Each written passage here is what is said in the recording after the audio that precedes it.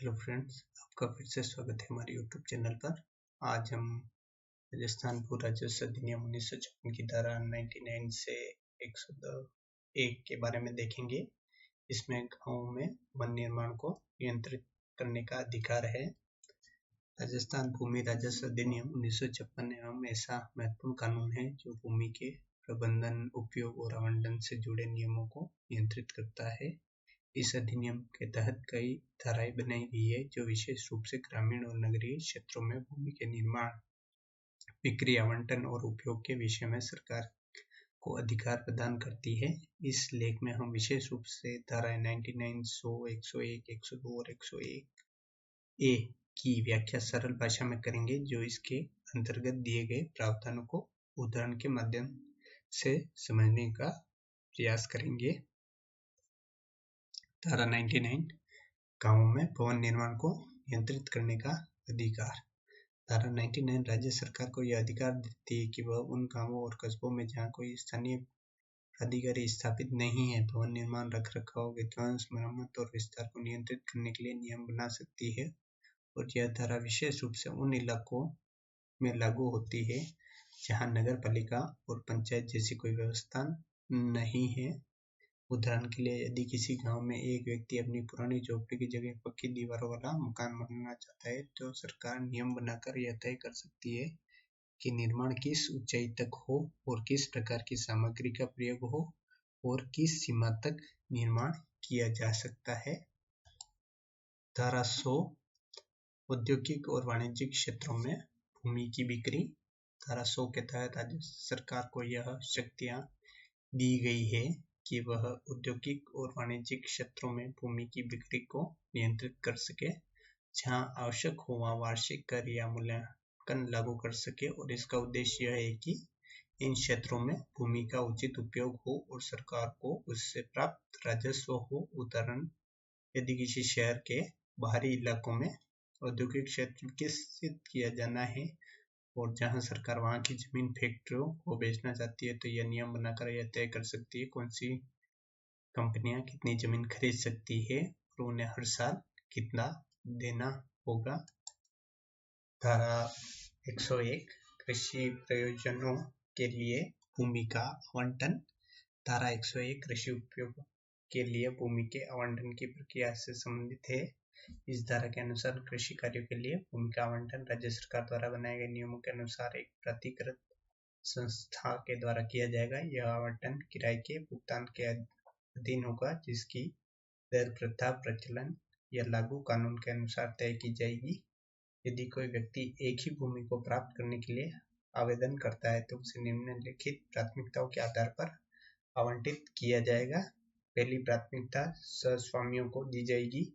यदि भूमि एक संयुक्त खंड का हिस्सा हो या एक ही सिंचाई स्रोत से सिंचित हो, ऐसे सहस्वामियों में प्राथमिकता उसे दी जाएगी जिसके पास न्यूनतम भूमि हो। दूसरी प्राथमिकता उस गांव के निवासी को दी जाएगी जहां भूमि स्थित हो, और उसमें भी उन्हें प्राथमिकता दी जाएगी जिसके पास भूमि नहीं है, जिनके पास नियमों को निर्धारित सीमा से कम भूमि है। तीसरी स्थिति, यदि दो या दो से अधिक लोग समान प्राथमिकता में हो, लॉटरी के माध्यम से चयन किया जाएगा। यह सब कुछ इस शर्त के अधीन होगा कि उस व्यक्ति को पास भूमि मिलने के बाद कुल भूमि नियमों को में तय सीमा से अधिक न हो।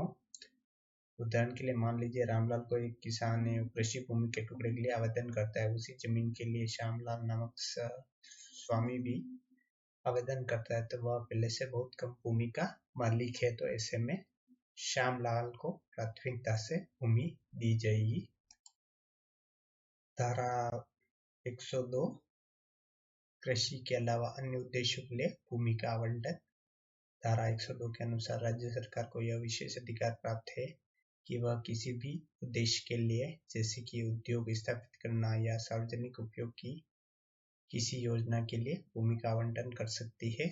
यह आवंटन राज्य सरकार द्वारा तय की गई शर्तों पर होगा। उदाहरण के लिए, यदि राज्य सरकार विशेष क्षेत्र में सरकारी स्कूल या अस्पताल बनाना चाहती है, तो वह धारा 102 के अंतर्गत उस भूमि के संबंधित विभाग को आवंटित कर सकती है, चाहे वह भूमि मूल रूप से कृषि कार्य के लिए आरक्षित हो।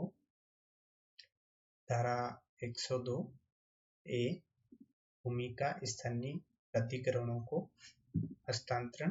धारा 102 ए के अंतर्गत राज्य सरकार को यह अधिकार है कि वह किसी भी निजी भूमि या धारा 92 के तहत निर्धारित भूमि का स्थानीय प्राधिकरण जैसे नगर पालिका पंचायत को सौंप सकती है। ऐसी स्थिति में स्थानीय प्राधिकरण को उस भूमि का उपयोग सरकार के निर्देशों के अनुसार करना पड़ेगा।